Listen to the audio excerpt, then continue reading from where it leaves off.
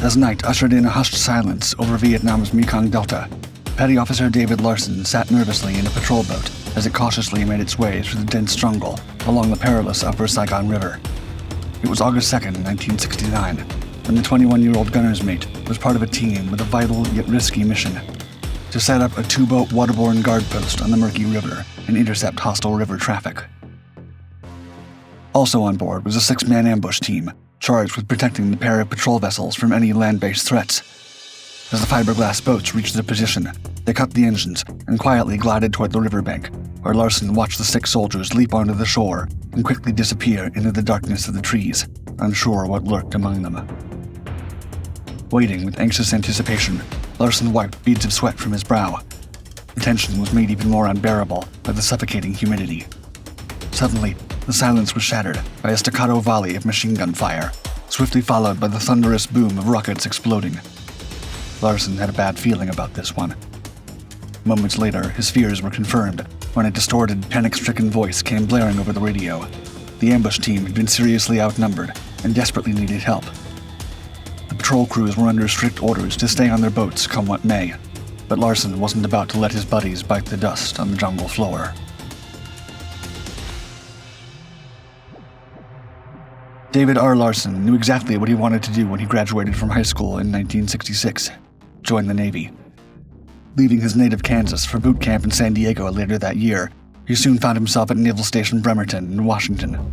From there, he set sail with the 7th Fleet aboard the supercarrier USS Ranger, crossing the vast Pacific Ocean to the coast of Vietnam. However, on January 23, 1968, just as Larsen and the rest of Ranger's crew were preparing for some well-earned rest and recreation after a month on the combat line, the supercarrier urgently became required elsewhere.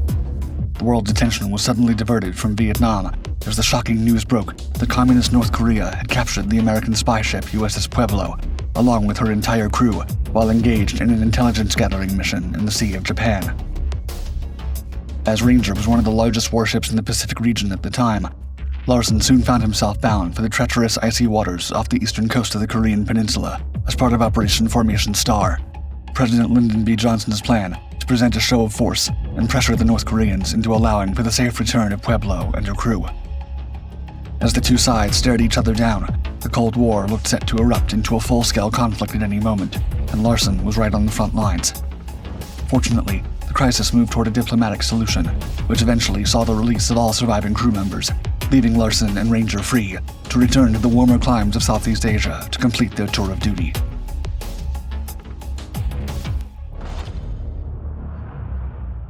USS Ranger returned home in May 1968, and Larsen married his sweetheart, Mary Atherton, the following month. Before long, however, Vietnam came calling once more. This time, he wouldn't just be operating off its coast, but heading into the heart of darkness itself as a member of the River Patrol Force.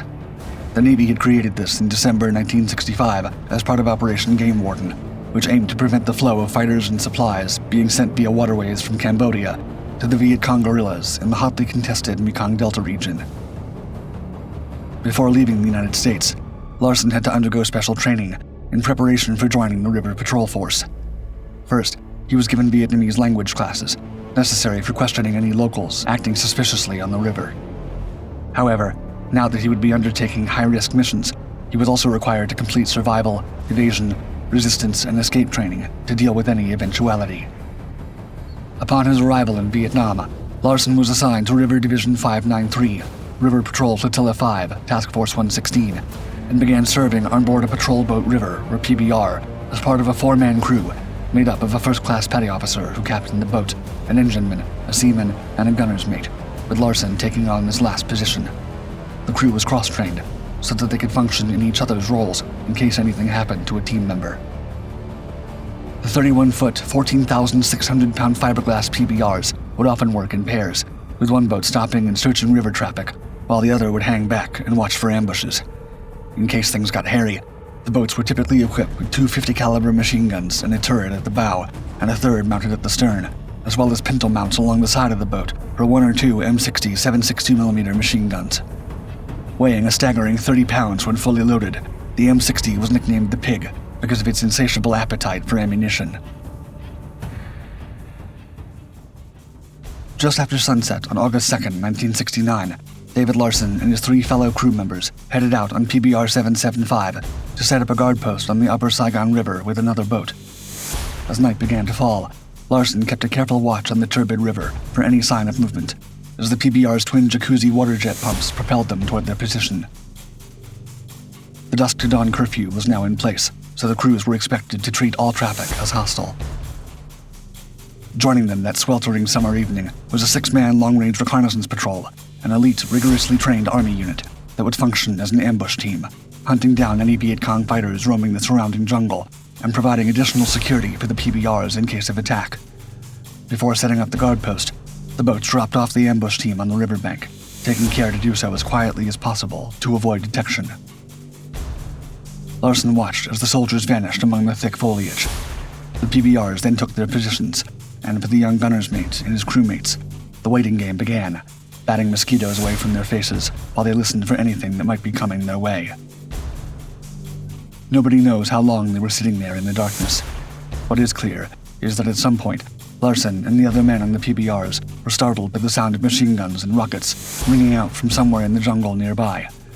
The crew exchanged firm glances before manning their machine guns as quickly and as quietly as possible, poised to deal with whatever might happen next. Larsen tried to peer through the trees to see what was going on. It was too dark to see, but he could sense something was wrong. All of a sudden, their radio crackled to life. The frantic voice on the other end was a member of the ambush team. They had engaged a group of 4 enemy soldiers, but soon realized they were part of a much larger force and were now in way over their heads. They needed help, fast. However, the PBR crews did not have permission to leave their boats under any circumstances. Some members of the crew began debating what to do. Larsen didn't think twice. This quiet, unassuming Midwestern farm boy was really a man of action, and he knew they didn't have a second to waste. They could deal with the heat from their superiors later. Right now, there were some American soldiers out there in urgent need of backup, and nobody else was going to give it to them. Larsen would later say, quote, "It just comes to you that you need to do it to get the job done. And these people were hurt, so I'm going in to take care of them and make sure they got out." Without a moment's hesitation, he grabbed the M60 machine gun from the side of the boat and jumped onto the riverbank, almost falling into the water as he caught the ammunition belt his crew threw at him. Despite being somewhat weighed down by the hefty M60 and the multiple ammunition belts, Larsen boldly charged into the jungle with only the chatter of machine gun fire and the flashes of rockets lighting up the night sky to guide him. Sprinting through the undergrowth as fast as he could, he soon found himself in the midst of the action. As he arrived on the scene, he could immediately understand why the ambush team had called for assistance. 3 of the 6 men had already lost their lives, and 2 more were seriously injured and in desperate need of medical attention. Meanwhile, the enemy appeared to number at least 35, maybe even as high as 50. It seemed certain that the ambush team was about to be overrun at any moment. But not if David Larsen had anything to do with it. Entering the fray just in the nick of time, he quickly identified a nearby position of 3 Viet Cong fighters. Letting off a solid burst of ammunition with his M60, he successfully neutralized 1 enemy soldier and sent the other 2 desperately fleeing for their lives. Yet the courageous petty officer didn't stop there.